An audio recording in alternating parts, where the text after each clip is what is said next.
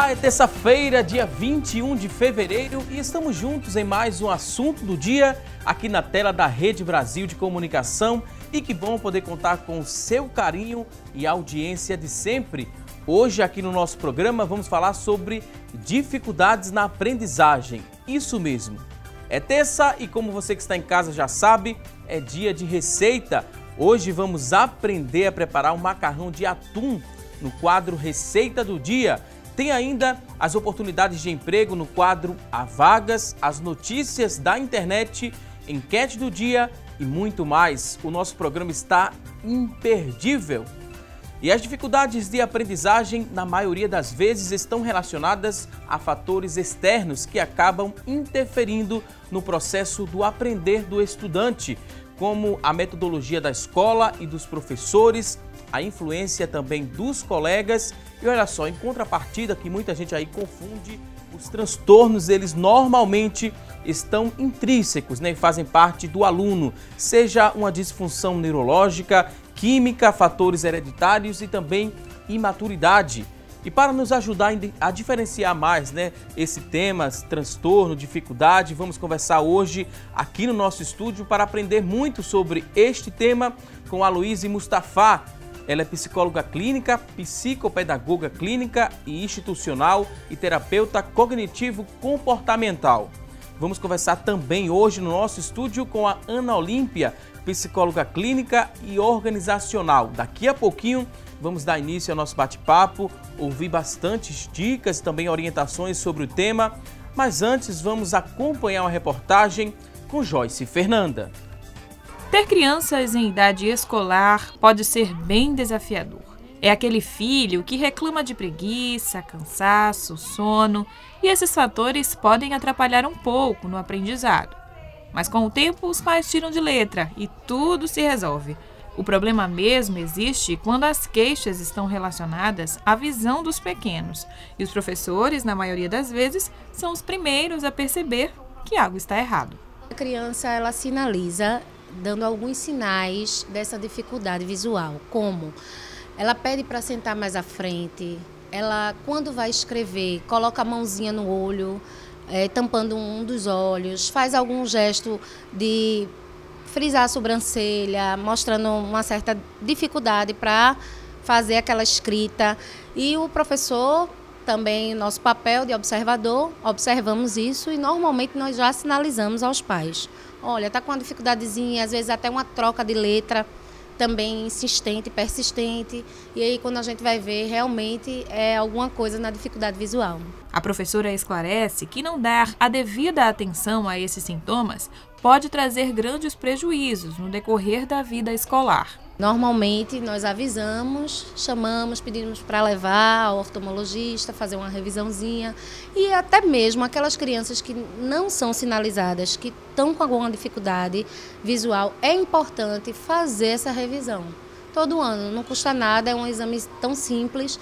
E assim, a criança ela passa por tantas mudanças, é importante que sempre faça todo ano para estar a criança ali sempre bem na escola, porque às vezes a gente atribui tantas dificuldades, principalmente pedagógicas, a outras coisas e quando a gente vai ver uma coisa tão simples. Por isso, é muito importante que os pais deem ouvido aos incômodos relatados pelos filhos. Às vezes associam uma preguicinha, ou não quer fazer a tarefa, ou está cansado, mas não, às vezes é uma dificuldade mesmo e a criança não tem ainda essa percepção. Principalmente crianças assim, de 4 anos, nessa faixa etária, de 4 a 5 anos, elas não têm essa percepção. E aí isso vai se arrastando, quando chega numa série mais avançada, né, onde eles já precisam da escrita com mais precisão, está tão avançado e aí ele já está trocando letras, já está sem enxergar mesmo direito e aí vai atrapalhando bastante, até na questão da oralidade também. Pois bem, orientações importantíssimas, é muito importante aí que os pais eles fiquem atentos e também contem com a ajuda da escola na descoberta de alguma dificuldade ou algum transtorno aí do seu filho. Daqui a pouquinho vamos falar mais sobre este tema, mas agora a gente quer chamar você que está em casa, venha participar conosco aqui do nosso programa. Sabe como você pode participar? Respondendo a nossa enquete. A pergunta de hoje que vamos lançar é a seguinte: seu filho tem dificuldade de se concentrar em sala de aula? Liga pra gente, a gente quer saber. Participa, 3424-1977. Liga, responde a enquete. Tem alguma dúvida sobre o tema? Também você pode mandar para as nossas convidadas através da nossa linha interativa, 3424-1977, como falamos. Você também pode participar através da internet, facebook.com/assunto do dia. É a nossa fanpage também disponível para você responder a enquete e também deixar alguma dúvida sobre o tema. Participa também através do nosso WhatsApp 99418 1206, 99418 1206. Deixa aí sua dúvida, nossas convidadas terão o maior prazer em responder a sua dúvida daqui a pouquinho. E olha só, ainda que muitos pensem que transtorno e dificuldade de aprendizagem sejam a mesma coisa, é importante ter conhecimento sobre a diferença entre eles. Antes de procurar ali um professor particular para o seu filho, busque um diagnóstico clínico para saber quais são os problemas de aprendizagem, para que você tenha ciência e vá procurar ajuda adequada. Confundir transtorno com dificuldades pode acarretar em sérios problemas ali na vida da pessoa, e tratá-los da mesma maneira também provavelmente não surtirá o efeito desejável. Então vamos aprender mais sobre este tema. Primeiro vou dar aqui as boas-vindas às nossas convidadas de hoje. Quero dizer desde já, né, que é um prazer recebê-los aqui no nosso programa. Doutora Ana Olímpia, seja muito bem-vinda aqui ao Assunto do Dia. Muito obrigada, Lina. É sempre um prazer estar aqui, sempre um prazer. Doutora Luísa Mustafa, seja muito bem-vinda também aqui ao nosso programa. Eu que agradeço pelo convite, muito obrigada. Essa confusão de dificuldades na aprendizagem e transtorno, cada dia mais comum essa dificuldade, como a gente bem ressaltou agora, dificulta também no diagnóstico daquele problema, também dificulta no tratamento que essa criança deve receber para ter um desenvolvimento normal. É muito comum essa confusão toda, doutora? Exatamente. Geralmente a família fica com muita dúvida e a indicação que a gente pede é que observe, converse com a escola, converse com o professor. Às vezes também o professor é o primeiro a sinalizar, não é? É importante, como você estava dizendo, distinguir a dificuldade de aprendizagem e o distúrbio ou transtorno, né? Porque o distúrbio é algo inerente ao organismo, ao neurobiológico, né? O transtorno. E a dificuldade, ele não centraliza só no indivíduo, ele centraliza também na relação com o professor, né? Então, assim, a dificuldade de aprendizagem distingue do distúrbio de aprendizagem, que é mais neurobiológico e requer, o primeiro passo é investigar, né? Levantar um diagnóstico, não para rotular a criança, nem preocupar a família, mas para nortear o trabalho do profissional e ajudar o trabalho dos professores. Essa dificuldade, né, as dificuldades na aprendizagem, como a gente falou, são fatores externos que influenciam. Às vezes a metodologia do professor, a criança ela não consegue acompanhar, às vezes é uma influência também dos alunos.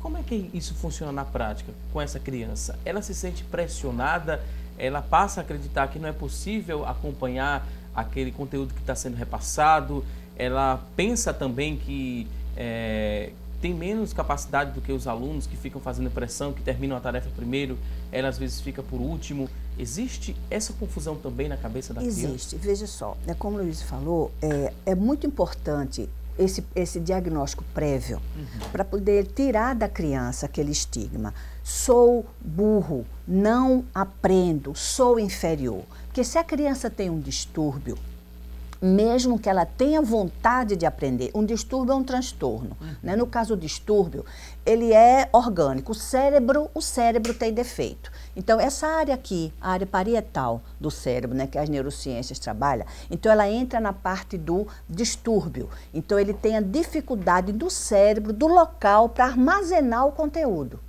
No caso do transtorno, ele tem no córtex. É aqui a parte da frente. Então, é o quê? É outra área de cérebro, é interna. Então, ele tem dificuldade de memorizar, ele tem a dificuldade de manter a atenção.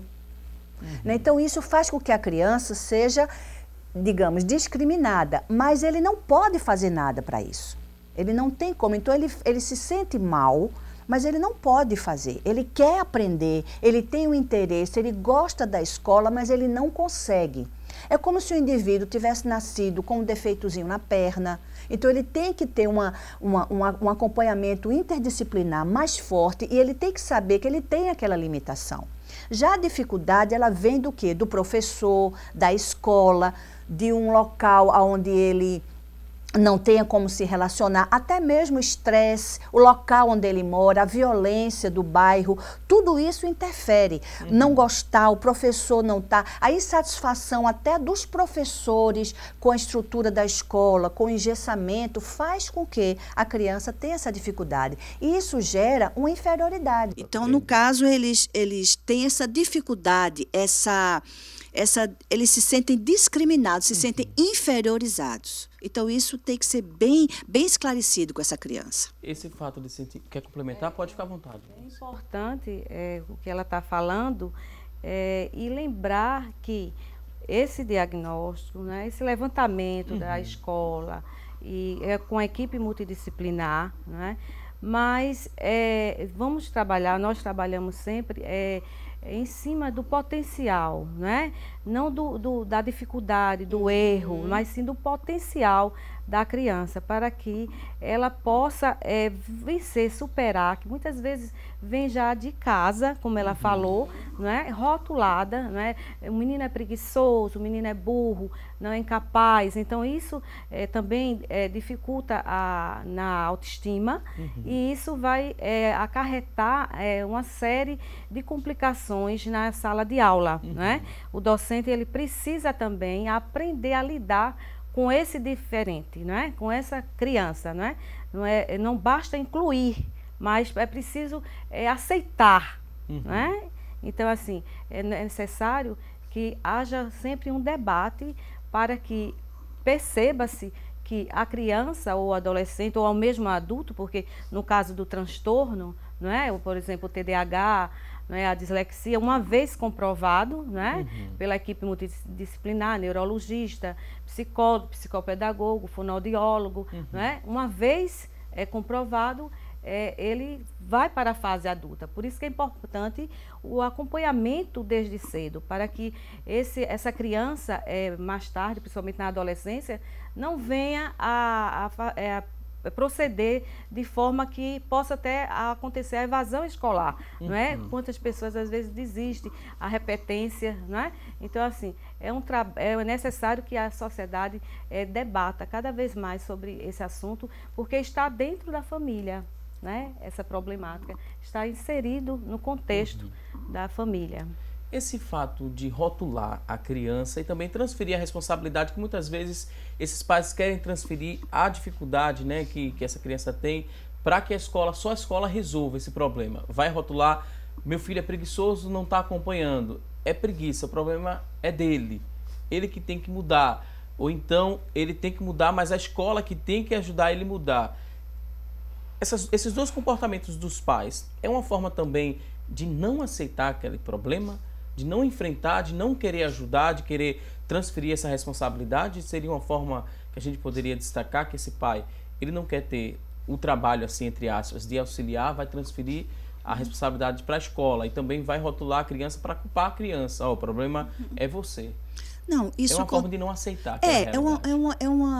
Eu diria que é mais uma... A gente não vamos pensar só no lado da maldade, de não aceitar, do transferir.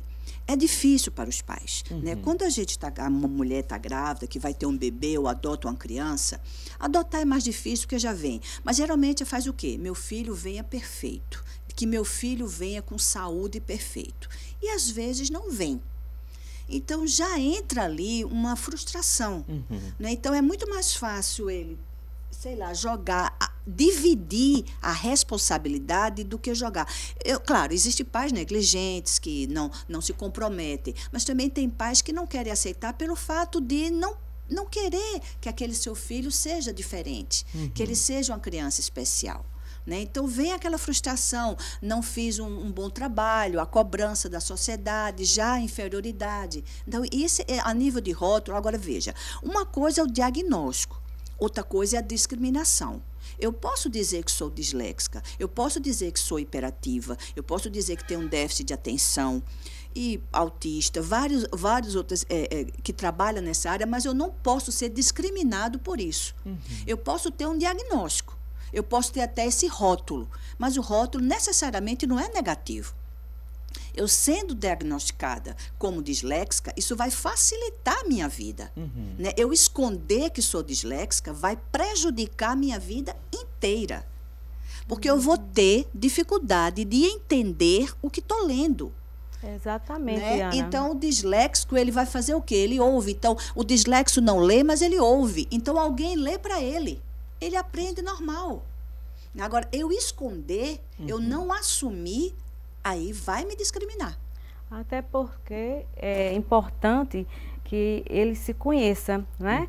Então, a criança ela tem que se apropriar disso e a família também. Mas, assim, quando a gente falou em relação a não rotular, é justamente isso ligado a você também, como teve uma criança que nós atendemos, e às vezes a criança, eu percebi que a criança estava compensando, né? Não, mas eu sou TDAH, mas eu sou Luíse Dilexa, né? Então, assim, nesse sentido, né? Que passar para a criança, passar para a família e para o docente que ela é capaz. Ela é capaz de estudar, terminar seus estudos, se formar, conseguir o seu trabalho. Então, isso é muito importante. Porém, como a Ana estava falando, o diagnóstico ele é norteador para todos os profissionais e para o próprio indivíduo que vai saber se conhecer, saber como você aprende, né? Porque até mesmo nós, né, que ditos que não temos um transtorno, né? Né, uma dislexia ou uma dificuldade de aprendizagem, né, até mesmo nós precisamos descobrir como aprendemos, que cada criança e adolescente tem uma forma própria de aprender, não é? Então tem criança que a professora tem que estar capacitada para perceber que a criança ela é mais visual, né? Então os neurotransmissores, né, da plasticidade cerebral da criança é mais visual, né? Então o professor, o docente deve aí investir nas imagens, né, em jogos trabalhar a percepção visual. Outros já são mais no processo auditivo, então investir nisso. Então o diagnóstico ele é muito importante, como a Ana falou, porque ele vai dar base, vai firmar, é como se você, agora eu descobri. Eu tenho uma licença, né? Então eu posso ele me basar nele para continuar. Dá uma base para que o profissional e a família, não é? Mas é isso que a Ana falou também. Às vezes há uma resistência em todas as classes sociais, em todas, né? Às vezes na classe também mais favorecida, eles negam, né? Com certeza. Porque com certeza. há uma cobrança de que aquele filho precisa dar continuidade aos brios, etc. Né? O problema é que independe de classe social. Exatamente. Independe. Não tem de cor, cultura. não tem de cultura, cor, classe social. Ok. Tudo. Agora a gente vai a um rápido intervalo. Daqui a pouquinho tem mais assunto do dia. Até já!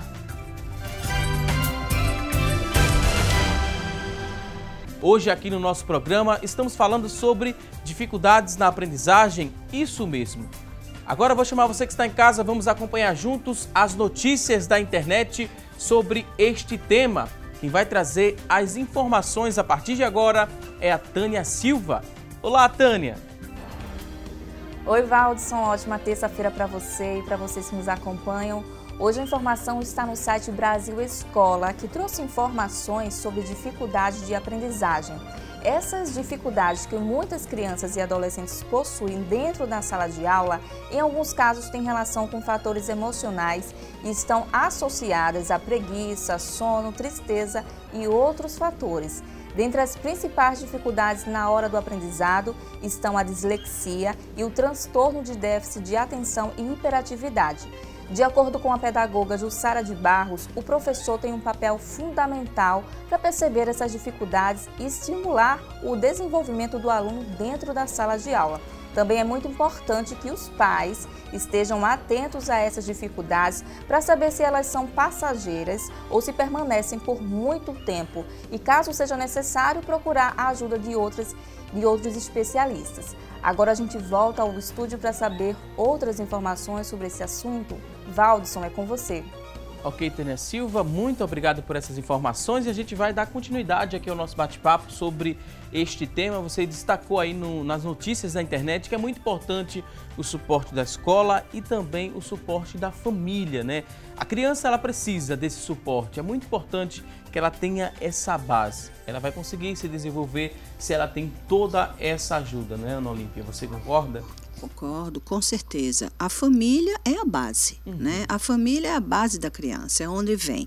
É a base da sociedade, né? Então, tendo um apoio, o pai, a mãe ou o cuidador olhando para essa criança com o olhar de, eu chamo brincando, é o olhar de procurar defeito, né? É o olhar de analisar, né? Então percebeu, como a professora falou na matéria, né? Percebeu que está coçando muito o olhinho, porque os sintomas não aparecem só quando ela vai para a sala de aula. Quando ela está em casa brincando, que ela tem 1 aninho, 2 aninhos, que ainda não foi para a escolinha, que ela está em casa, ela também tem dificuldade de ver o joguinho, de ver a boneca, ela passa a mão no olhinho, tem dificuldade auditiva. Então, tudo isso tem que ser observado pelos cuidadores, né? Pelo pai, pela mãe, pela avó, pela babá, pela tia.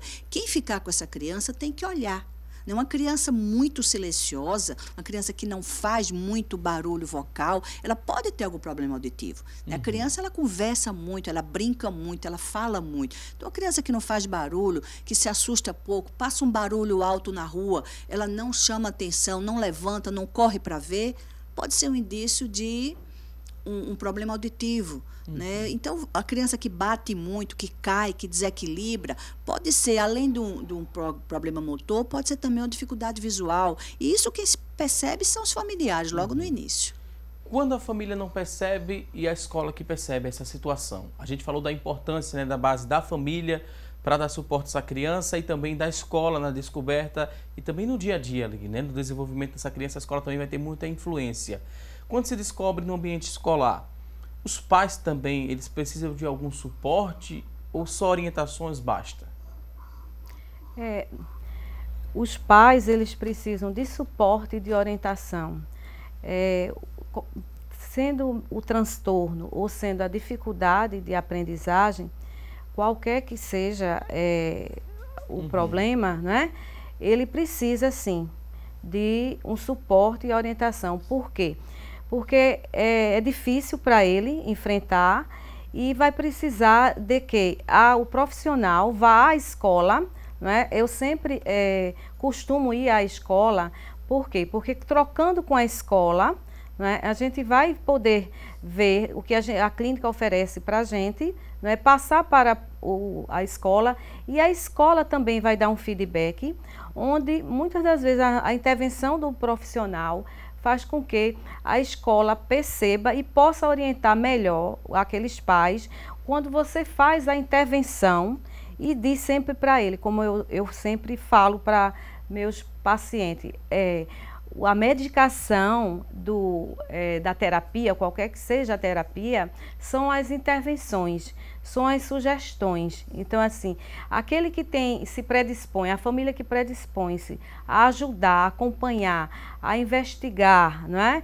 E também usar as atividades de suporte, não é? Através do lúdico, através do brincar, por exemplo, na dilexia, não é? A criança ou o adolescente, ele tem uma dificuldade em processar, não é? O som, não é? Então, assim, o processo de conscientização fonológico, né? É muito importante. Então, trabalhar com essa criança, tanto profissional como na escola, né? A partir das sílabas, fazer essa ligação, essa associação do som, né, com a grafia, né? E eu sempre digo, como já foi falado aqui por Ana, o diléxico, ele tem dificuldade de decodificar. Então, vamos levar a leitura para um diálogo, né? Vamos tirar dessa forma de aprender, de decodificar, e sim um diálogo, porque por isso trabalhar a leitura oral, né? E também ter o cuidado de não expor essa criança quando ela não está segura, porque às vezes o professor diz fulano e ele está lá encolhidinho pedindo que não seja visto e coloca ele ainda na frente para ler, na frente de todos, e aí ele não está pronto. Então, para formar uma interação com esse educando, com esse aluno, para que ele se sinta seguro, não é? A relação de afetividade, de empatia, não é? Não passa só pela clínica psicológica e pedagógica, psicopedagógica, mas também deve passar pela família, né, a empatia, de se respeitar aquela criança, de ficar no lugar daquela criança, daquele adolescente, não é? Como também do docente, de sair daquele ranço que tem do poder, da verticalização do ensino, não é? Para a horizontalidade, para o aprender, não é? E levar, como Alicia Fernandes, né? Psicopedagoga argentina, já falecida, mas que muito contribuiu, não é, conosco aqui no Brasil, não é? E ela dizia sempre, é preciso o professor, o docente e a família também instigar o educando, o aluno, seja adolescente, criança ou adulto, para que ele possa motivar nele o desejo de aprender. Não é? A motivação. Então, o professor, o docente e a família também, ele vai ser aquele que vai estimular a sede do aprendizado, né? Uma coisa que Deixa eu interromper vocês rapidinho, só um minutinho, vou pedir licença para a gente dar uma pausa nesse assunto para falar de segurança pública, né? Muita gente está preocupada aqui, a gente vai atualizar a partir de agora os nossos telespectadores. Um minuto só da licença de vocês e a gente vai acompanhar o seguinte, porque os moradores da Zona Oeste do Recife acordaram assustados na manhã de hoje. Cerca de 30 homens fortemente armados participaram de uma ação criminosa contra a transportadora de valores Brinks. Segundo informações, 60 milhões de reais teriam sido roubados dos cofres da empresa. E nós vamos ao vivo até a Avenida Recife, onde está o repórter Magdiel Nayal, com outras informações. Magdiel, a gente quer saber como estão as coisas por aí. A polícia já confirma essa quantia mesmo foi levada. Como é que está o clima aí nessa área? Valdisson, esse valor ainda não foi confirmado pela polícia, mas é a informação que circula aqui entre os jornalistas, entre as equipes de imprensa. Os bandidos realizaram essa abordagem aqui pela manhã, fortemente armados. A gente conversou com policiais que chegaram depois de serem chamados pelos moradores que viveram momentos de tensão durante toda a madrugada. Muito tiro. Nós temos vídeos que mostram que os tiros foram em sequência, vários minutos, vários segundos de intenso tiroteio. Os bandidos chegaram aqui fortemente armados e explodiram o acesso à empresa de valores. Eles conseguiram entrar lá e toda a imprensa, toda a equipe da polícia, a perícia está concentrada aqui nesse posto de combustíveis, porque esse posto de combustíveis fica exatamente do lado da empresa de valores por onde os bandidos entraram. E o posto foi avariado, bastante coisa ficou ali prejudicada por conta da explosão no muro. Os bandidos colocaram explosivos no muro para poder ter acesso à empresa de valores e também acabaram prejudicando a estrutura do posto. Eu estou aqui com Pedro Cavalcante, que é o gerente do posto. Pedro, a ação não foi direcionada ao posto de combustíveis, mas eles vieram aqui, chegaram a desligar as câmeras e falaram com os funcionários que estavam trabalhando no momento. Quantos funcionários estavam aqui? Tinha 4 funcionários e um vigilante terceirizado. E o que é que eles disseram? Retiraram todo o pessoal da loja, mandaram deitar todos no chão do posto, informando que não iam prejudicar eles, que o objetivo era o outro lado. Eles relataram, esses funcionários, sobre como esses bandidos estavam, se eles estavam fortemente armados? Não, eu acredito que não deu para ver direito, porque estão fortemente armados com certeza, que eles chegaram e atiraram em todas as câmeras que estavam visíveis. E o prejuízo aí no estabelecimento, na loja de conveniência, já conseguiu ter uma ideia de quanto? Não dá para ter uma ideia ainda, mas é acima de 200 mil reais. Toda a parte de imagem, porta, forração de teto, foi tudo destruído. Ok, Pedro, obrigado. O nosso cinegrafista William Freire mostra um pouquinho das imagens aqui do local, que foi avariado pelas explosões que foram atrás dessa loja de conveniência, desse posto de combustíveis, fica o muro da empresa de valores que foi alvo dos bandidos. Eles vieram em busca dos valores que estavam lá dentro. E aqui do outro lado, vou pedir para o William Freire mostrar aqui o acesso que os peritos estão tendo. Esse aqui é o acesso dos peritos da equipe da polícia ao local aonde os bandidos conseguiram entrar. Aqui, por ali, toda a equipe de peritos, desde as 8 horas da manhã, está aqui, e eles vieram e entram por ali e têm acesso ao local do crime. Já saíram algumas equipes de perícia aqui. Nós vimos entre os materiais recolhidos uma máscara de gás, o que nos traz a ideia do que já foi falado aqui em off por alguns dos policiais militares, de que havia também um vazamento e, claro, os bandidos sabiam o que estavam fazendo, eles tinham ideia do explosivo que estavam usando e vieram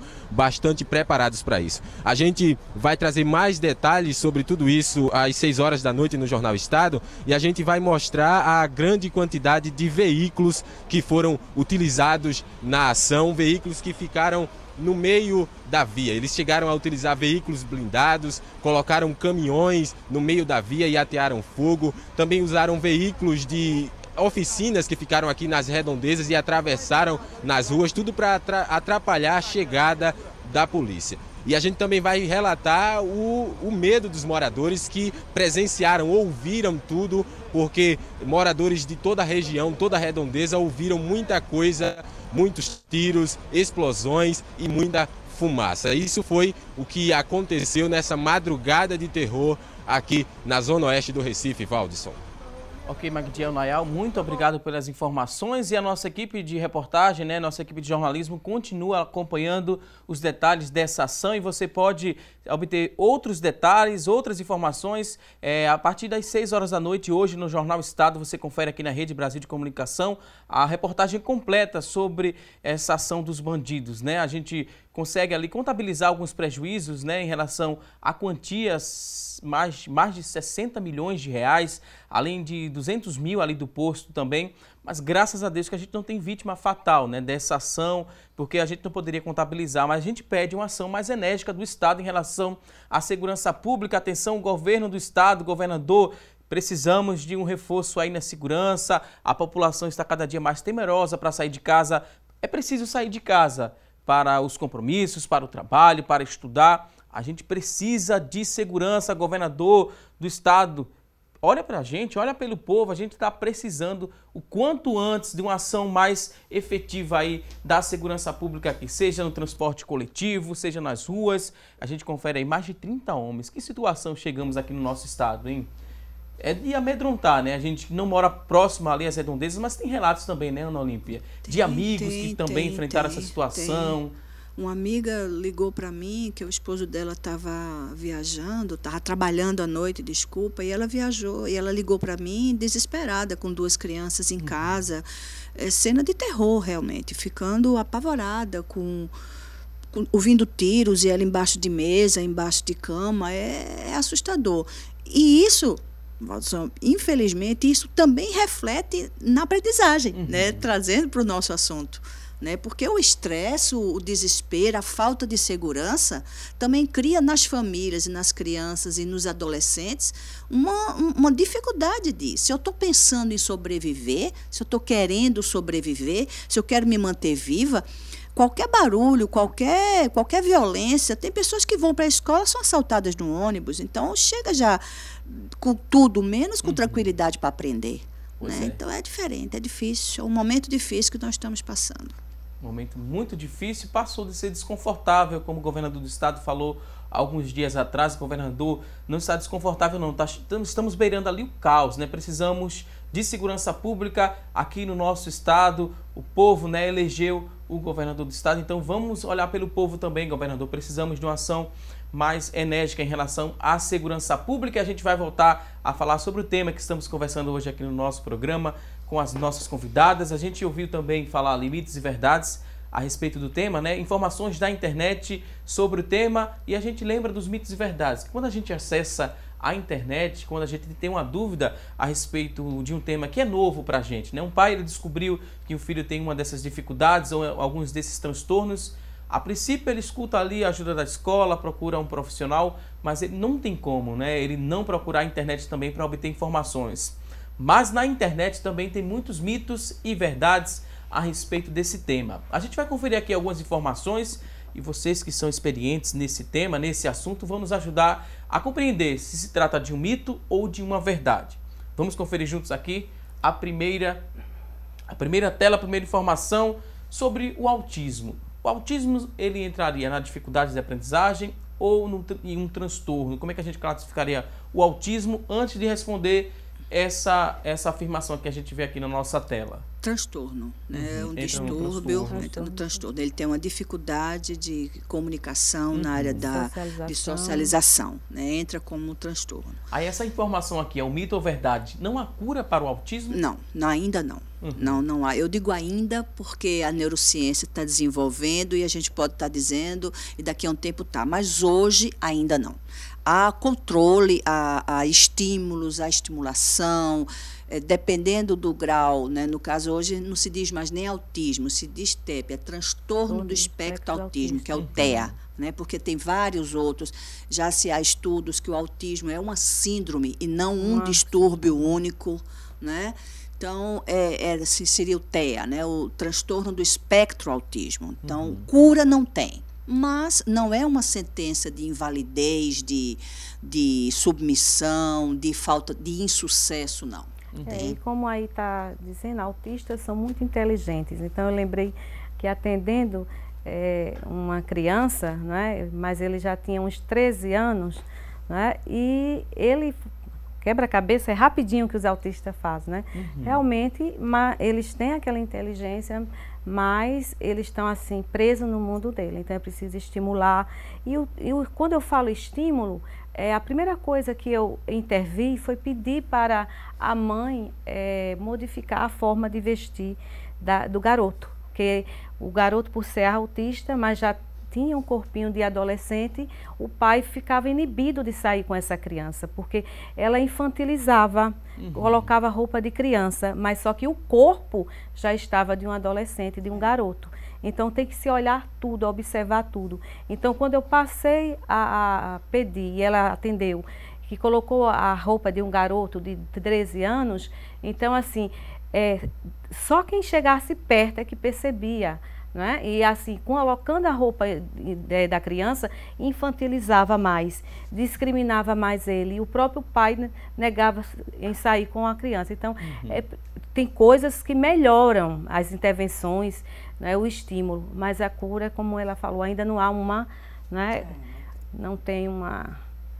Ok, vamos à próxima informação. A gente já falou sobre os autistas que são inteligentes. Autistas, eles não gostam de carinho? Mito ou verdade? Mito, totalmente mito. O autista, ele tem o tempo dele, né? Poucas pessoas, eles são seletivos, né? Então são poucas as pessoas que ele dá acesso ao corpo dele, né? Então, mas ele quando interage, quando ele gosta, muito pelo contrário, eles são extremamente carinhosos. Ok, vou pedir licença mais uma vez aqui aos nossos convidados. Você que está em casa, tem alguma dúvida sobre o tema que estamos conversando? Manda pra gente, 3424-1977 é a nossa linha interativa. Você pode ligar, participar. Manda também sua dúvida através do nosso WhatsApp, que é o 99418-1206, 99418-1206. Vamos agora a um rápido intervalo e até já!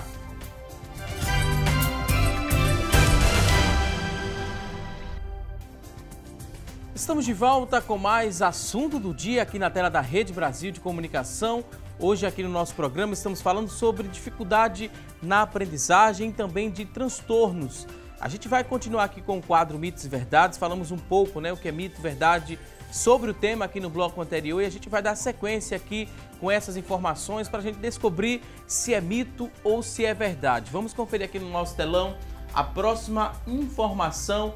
Mito ou verdade que o comportamento da mãe e a falta de amor são causas do problema, seja do autismo, seja da dislexia, dos problemas no geral. Não vamos só focar aqui no autismo.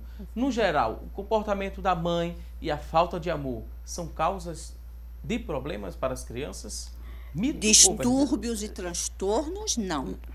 Mas dificuldade, sim. Contribui, né? Mas aí perpassa pelo mito e pela veracidade. Porque uma vez que o transtorno passa pela uma disfunção nas transmissões dos córtex cerebrais, então não pode o amor aí influenciar. Porém, o amor e a dedicação que a família tem para com essa criança ou esse adolescente que tenha transtorno, vai fazer um diferencial enorme. Por isso que nós percebemos na nossa sociedade, vamos dar um exemplo mais frequente, por exemplo, na síndrome de Down, né? Tem pessoas com síndrome de Down que chega ao trabalho, que chega a um desenvolvimento ímpar, né? Vida social, né? E isso é em qualquer transtorno. Isso aí diferencia tanto como o transtorno está para cada um, porque mesmo tendo um grupo de sintomas, né, clinicamente decifrado pelo DSM-5, mas cada transtorno, ele podemos dizer que é individual, se apresenta de uma forma única para cada indivíduo, para cada pessoa. Então, o amor, o carinho, a dedicação vai fazer a diferença no estímulo, não é isso, Ana? E na dificuldade de aprendizagem, pode sim, não é? Se eu estou chamando o meu filho de burro, estou dizendo que sou uma pessoa insegura, né? Uma mãe insegura, uma mãe que não está presente, um pai que não está presente, não é? Pode sim, né, gerar, facilitar uma dificuldade de aprendizagem na criança, porque o ambiente vai investir, né, tanto positivo como negativo. Ok, vamos saber agora a próxima informação para descobrirmos se é mito ou se é verdade. O ambiente familiar é o principal detonador da doença. Mito ou verdade? Eu colocaria como principal detonador, não. É muito forte. É muito forte. Eu acho que seria um mito em torno do principal, né? Eu acho que ele contribui, né, para a gente não se prolongar muito, porque tem, né? Ele contribuiria bastante. Contribuiria, mas não é só. Mesmo que tenha uma família harmoniosa, um local harmonioso pode desenvolver a doença. Ok, próxima informação. Mito ou verdade? A maioria dos autistas tem problemas de comunicação, interação social e comportamento ali repetitivo. Mito ou verdade? Verdade. Está bem na característica. Vamos à próxima informação. Mito ou verdade? Os autistas não gostam de pessoas. Eu aprendi hoje aqui no programa que eles são mais seletivos. Mito. São mais seletivos, mas eles gostam, sim. São mitos. Ok. Próxima informação. Mito ou verdade? Vamos seguir aqui. Quem sofre de autismo não compreende o que está acontecendo ao redor. Mito ou verdade? Totalmente mito. Totalmente mito. O autista, ele chega a ser mais sensível e tem uma percepção, né, muito mais aguçada do que muitos ditos normais, né? Então ele percebe a desarmonia, inclusive ele percebe até, eu já atendi crianças que até verbalizam que não gosta de fazer a mãe chorar. Eu não queria fazer minha mãe chorar. Eles sentem isso. Claro, já mais velhinho, né, enquanto até adultos. Mas ele diz que uma frase que me chamou muita atenção foi que ele disse: tia, ele me chamava de tia, Tiana, eu queria não ter nascido para não fazer minha mãe chorar. Ele já tinha em torno dos 18 anos. Uma sensibilidade muito forte. Muito impactante. Vocês profissionais dessa área, né, da psicologia, como é que vocês lidam com isso no dia a dia? Porque vocês recebem várias pessoas com vários problemas. E numa situação como essa, né, Ana, como é que a gente divide o profissional do pessoal, ou nesse momento não tem como dividir? Porque escutar de uma criança, né, ela falando isso, que não queria ver a mãe chorar... Nós somos treinados para isso, né? Toda a formação é em cima disso. Você pode empatizar, mas se você se você começar a simpatizar, se você começar a se envolver, Você cria uma aliança, mas você tem que ficar blindado um pouco, senão você não pode ajudar. Se você começa a ter pena, se você começa a se envolver, você não tem como ajudar. Você perde. É o mesmo processo do médico. Um médico nervoso na hora da cirurgia, o doente tem uma parada cardíaca e ele vai, ai meu Deus, não pode. A gente sente, a gente sofre, claro. Mas para isso tem toda a técnica que a gente aprende eternamente. Um dia atrás do outro. Ana, você sente como humano, mas ali você está o profissional, né? O profissional. E tem a supervisão. Mas né? é difícil. Tem a própria indicação da terapia para o profissional. Por isso que existe a habilidade, existe também. Né? A terapia do terapeuta, a terapia do psicopedagogo, existe o conhecimento, existe os grupos, existe a amizade. Nós temos o nosso grupo, a troca. Supervisão. Né? Nós temos amigos que a gente senta e estudo de caso que você vai fazer. Né? Existe também a religião, a oração, que ajuda também, pedir forças, né, para quem tem uma orientação religiosa, assim. E é verdade, o que ela está falando é bem interessante, porque a psicologia ela já está, né, aproveitando a espiritualidade que cada indivíduo traz. Então, o que a gente percebe é que o indivíduo que tem um Deus, ele está, às vezes, com mais condição de vencer, de superar as dificuldades, seja ela de ordem neurológica, psicológica, orgânica. Então, a psicologia ela já está enfocando, né, a espiritualidade do indivíduo, tá? Investindo. Como o meu é o Deus do impossível, ele pode, né? Então, ajuda. Ajuda bastante. Também acredito nesse Deus do impossível. Vamos seguir aqui com a próxima informação. Outra tela, a gente quer saber se é mito ou se é verdade. Olha só, o autismo ele pode ser tratado com alimentação especial? Mito ou verdade? Olha, existe um estudo sobre isso, é recente, mas inclusive eu tenho uma paciente, ela agora até foi para Salvador, que ela teve, há relatos que dizem que o glúten, quando o indivíduo já tem uma intolerância ao glúten, o glúten causa muita agitação. Né? São estudos, mas a neurociência já está trabalhando. Então, você evitar. Então, ao invés de macarrão, colocar o macarrão de arroz, evitar o glúten, evitar o pão, evitar a bolacha, né? Sempre indo para cevada, macaxeira, assim, bolinhos de macaxeira, batata frita de macaxeira, tirando o glúten da criança, diminui. Agora, ela tem que ter uma predisposição física à intolerância àquela alimentação. A alimentação é fundamental. O café, né? realmente, a criança que toma café, que toma refrigerantes à base de cola, de uma maneira geral, come muito açúcar, tudo isso são estimulantes. Então, agita, tira a concentração, tira o foco. A alimentação é a base de nós, né? A alimentação, eu acredito que uma boa alimentação ajuda em qualquer transtorno, em qualquer deficiência, né? Orgânica, psicológica. Né? Ok, vamos à próxima informação, descobrir se é mito ou se é verdade. Olha só, a internação do autista é positiva, pois uma instituição especializada saberá como cuidar dele. Mito ou verdade?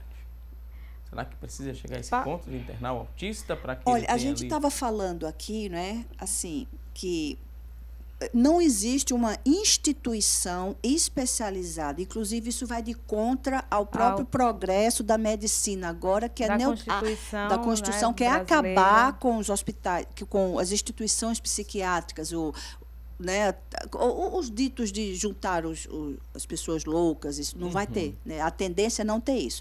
Agora, existem várias comorbidades, são aquelas doenças que se agregam ao espectro autismo, que às vezes faz o indivíduo ter um comportamento mais agressivo. Então, ele precisa, durante um tempo, momentaneamente, ser medicado. E, às vezes, essa medicação não pode ser feita em casa. Então, ele fica numa instituição, numa casa de repouso, durante 10, 15 dias e ele sai. Mas não existe uma internação. Nem existe, não é para isso, não é mais, é inconstitucional até agora. Mesmo porque as políticas públicas, né, exatamente, do Brasil, não permite como mais. ela falou, trabalha nesse sentido, né, da família assumir, participar, para que tire esse estigma da doença. Não é uma coisa muito interessante que está acontecendo, é a escola no hospital do câncer, não é? Então, tirar esse caráter da doença, não é? Então, institucionalizar, não é, o doente mental, né, é justamente trazer a saúde. Agora, a família, há quem pense que às vezes é muito pesado, né? Numa hora de uma crise, numa hora de, né? E se procura, e às vezes não tem, né? Assim, onde recorrer, né? Ainda está assim, em processo de... chegaremos lá, né? Chegaremos lá. Vamos lá, vamos à próxima informação agora. Temos aqui outra tela sobre ainda o autismo. A pessoa com autismo pode gritar, espernear e provocar grande confusão em um determinado espaço público, por exemplo? Olha, pode. Mas veja só, o que a gente percebe, né? Não sei se a Luísa também percebe isso, mas muitas vezes o que eu percebo em consultório é que o familiar não coloca limite no autista. E como não coloca limite em qualquer criança? Eu já recebi vários casos de criança em consultório que entram como sendo hiperativos e não tem limite, não tem disciplina. Também como a criança, o autista, também precisa de disciplina, senão ele vai fazer o que ele quiser. Então, ele tem que ser educado, ele tem que ser trabalhado para ter o limite dele. Claro que ele tem uma paciência menor, ele não tem um entendimento, né, comum, mas ele tem muito de você ensinar, de você botar de castigo, botar numa cadeirinha para pensar. Ele vai introjetando, mais lentamente, mas ele introjeta. Essa coisa de achar que porque tem um transtorno, tem uma dificuldade de aprendizagem, não precisa de limite. Todo ser humano precisa de limite para se adequar, né? É bom para a criança, é bom para a família, né? Então, às vezes se confunde, tem que se tomar muito cuidado, né?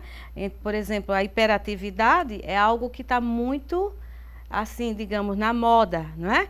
Mas nem toda hiperatividade tem a ver com o transtorno. Às vezes é a ausência de limite, não é? É traçar esse limite para a criança, passar para ela, orientar para que ela possa saber o que pode e o que não pode. Às vezes o remédio da hiperatividade é a cadeirinha de pensar.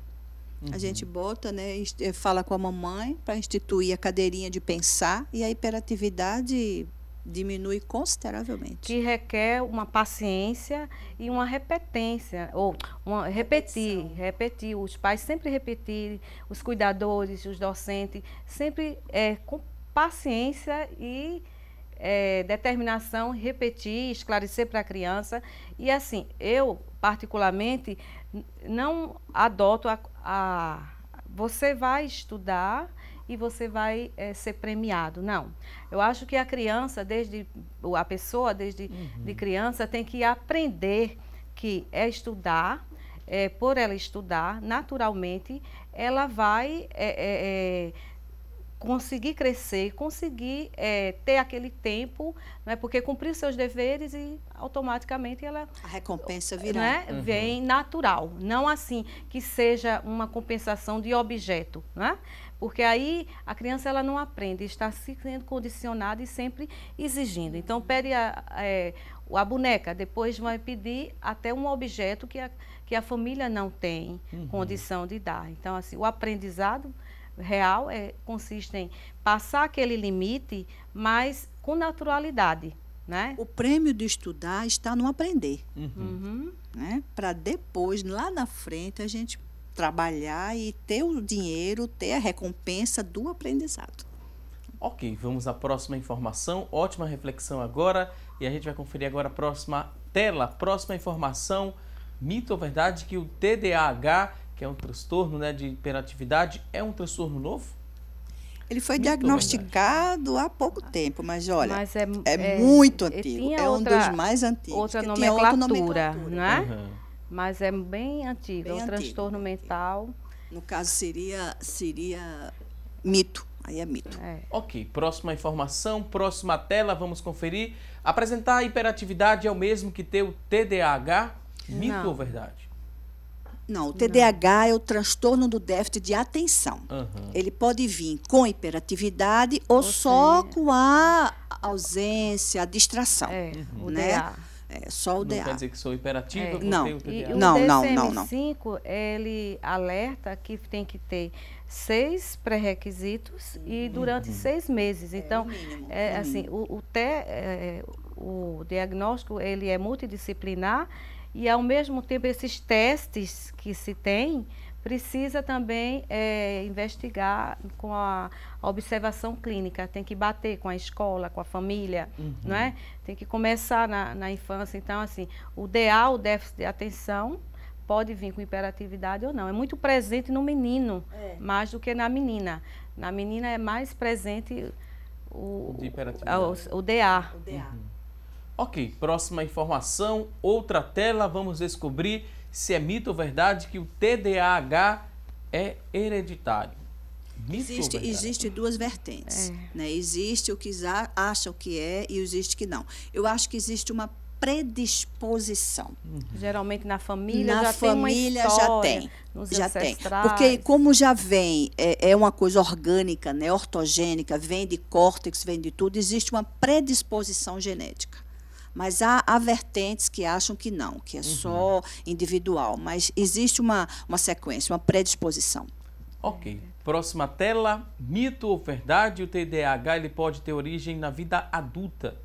Mito ou verdade? Ele pode ter, se o indivíduo sofre um traumatismo craniano, ele pode desenvolver, mas geralmente já vem de criança. Agora, eu posso, digamos, eu tenho uma batida no carro, eu bato com o córtex, eu bato com alguma coisa, então a partir daí existe uma alteração nesse córtex, por conta do traumatismo, cria-se um aneurisma, algum coágulo, alguma coisa, eu posso mudar um pouco a minha percepção na atenção e na memória. Então, ele pode ter, mas geralmente vem de criança.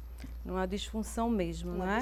Uma disfunção. Agora, o traumatismo pode até desenvolver uma afasia, não é? Vários transtornos, né? Todos os transtornos, a descalculia, a dislexia, a afasia, pode vir depois de um trauma, um acidente de carro, uma batida na cabeça, um acidente vascular, pode ter. Ok, vou pedir licença mais uma vez aqui às nossas convidadas. A você que está em casa, quer participar, quer mandar sua pergunta, 994 18 1206 é o nosso WhatsApp. Você pode acessar, deixar aí quantas dúvidas você tiver. No próximo bloco, nossos convidados vão te responder. Agora a gente vai a um rápido intervalo e até já!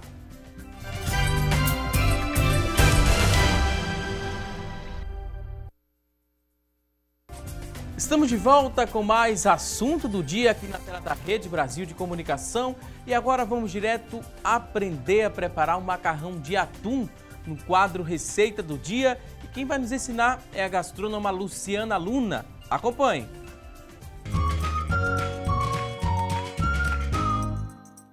Olá! Sabe aquele dia que você chega em casa cansado e sem muito tempo para fazer o almoço ou jantar?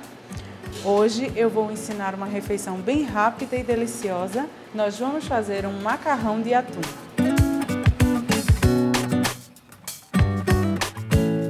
Para a receita de hoje, nós vamos precisar de um pacote de macarrão parafuso, uma cebola picada, 2 colheres de sopa de manteiga, 2 latinhas de atum sólido, cebolinho a gosto e 200 gramas de maionese. Nós vamos começar a receita de hoje cozinhando o macarrão. Aqui eu já tenho o macarrão parafuso ou você pode usar também o penne. Eu já coloquei a água para ferver, para adiantar um pouco. E agora nós vamos colocar na água sal e óleo.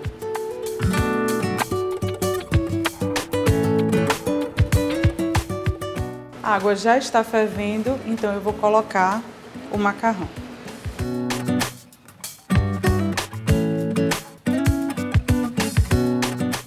Agora é só esperar a massa cozinhar.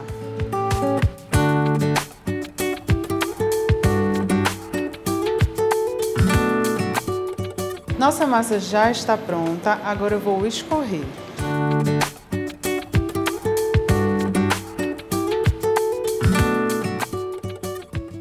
Agora eu vou reservar esse macarrão que eu vou para a segunda parte da nossa receita. Primeiro vamos aquecer a panela. Após aquecer a panela, nós vamos colocar a manteiga. Após a manteiga, nós vamos colocar a cebola.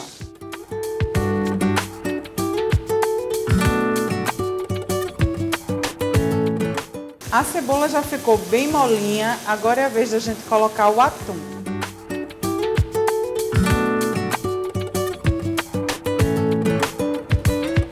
Depois de refogar bem o atum, agora nós vamos colocar a cebolinha a gosto.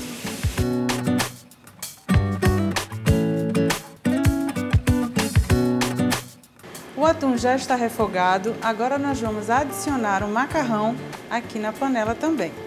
Agora nós vamos misturar tudo e acrescentar a maionese.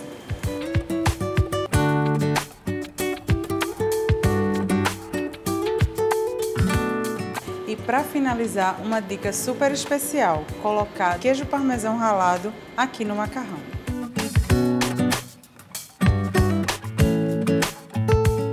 Está pronto o nosso macarrão, agora é só montar o prato e bom apetite!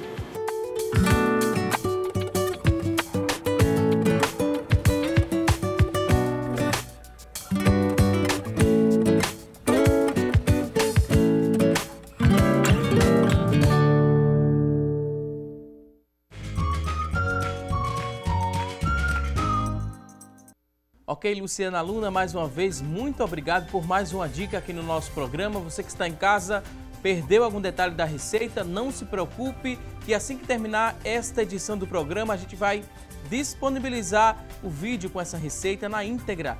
Lá na nossa fanpage você vai acessar facebook.com/assunto do dia e vai encontrar essa receita completinha lá na nossa fanpage. Luciana Luna, mais uma vez, muito obrigado. E por falar em coisa boa, vamos acompanhar a partir de agora as oportunidades de emprego no quadro Há Vagas.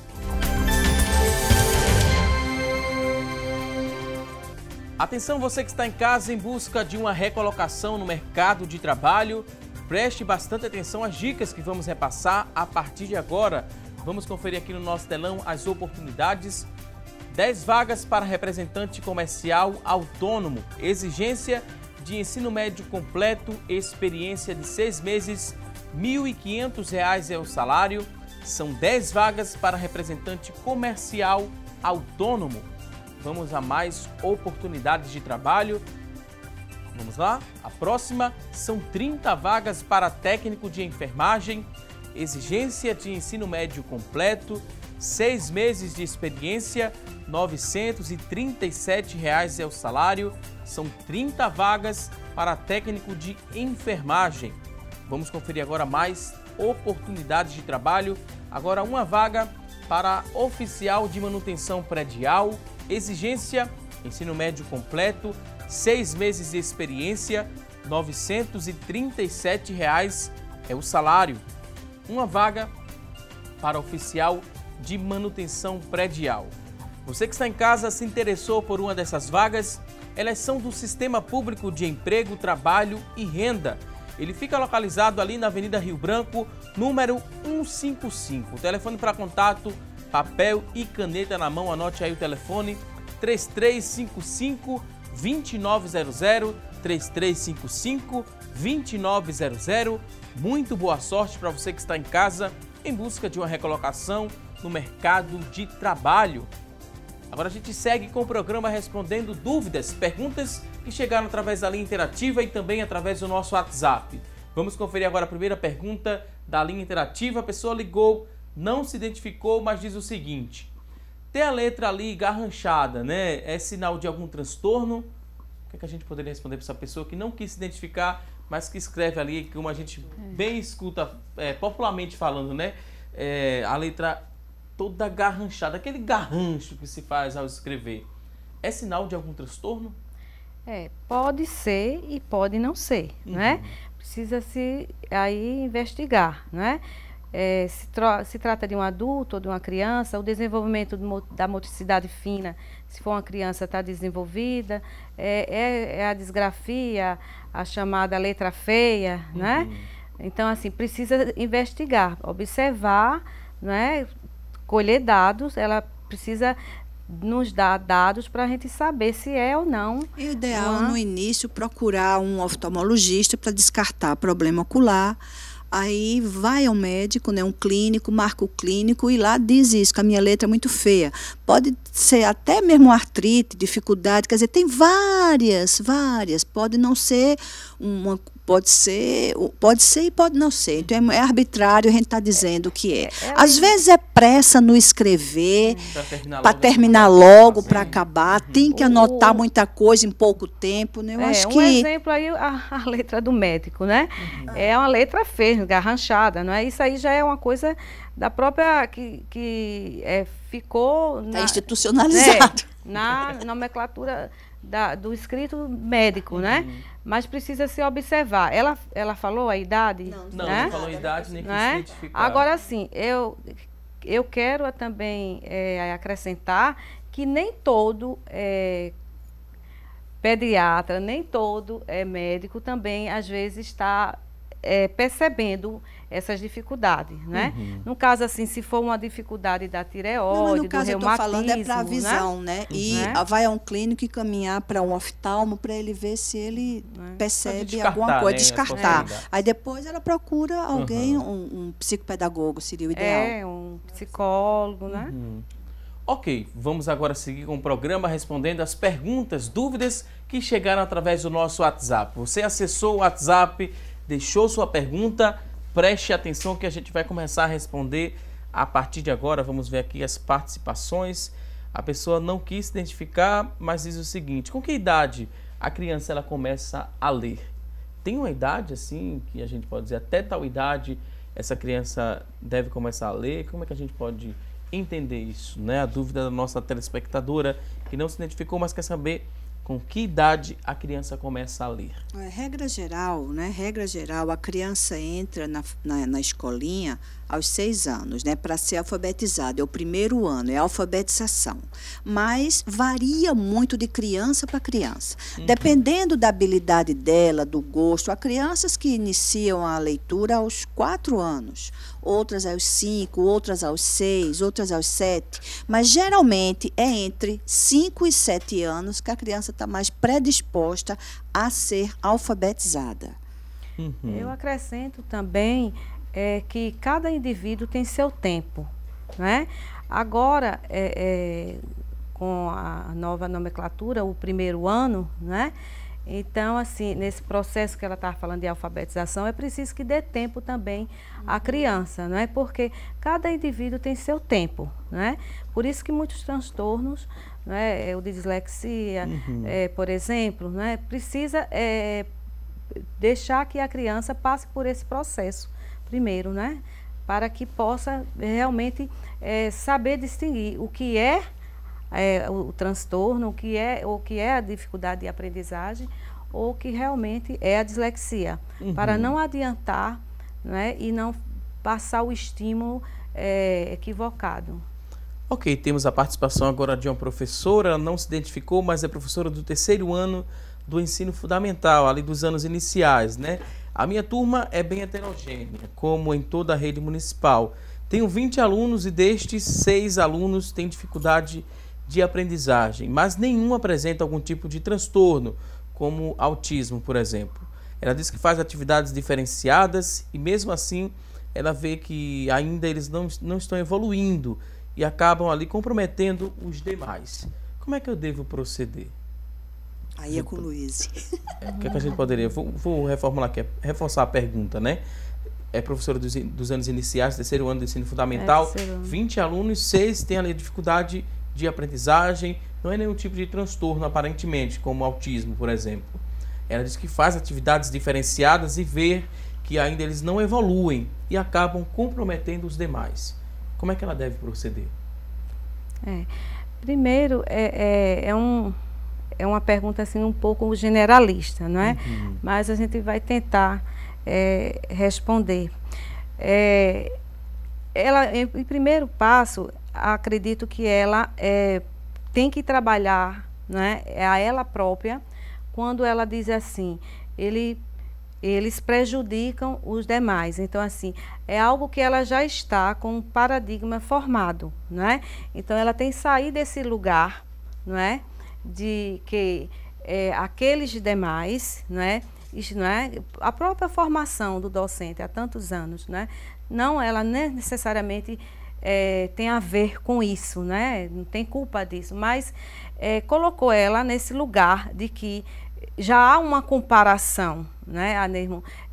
Psicológica, emocional, em onde ela diz assim, eles atrapalham, né? Então, ela tem que sair desse lugar, não é? Para que haja da parte dela uma aceitação desses outros, não é? E conseguir trabalhar de uma forma mais individual, não é?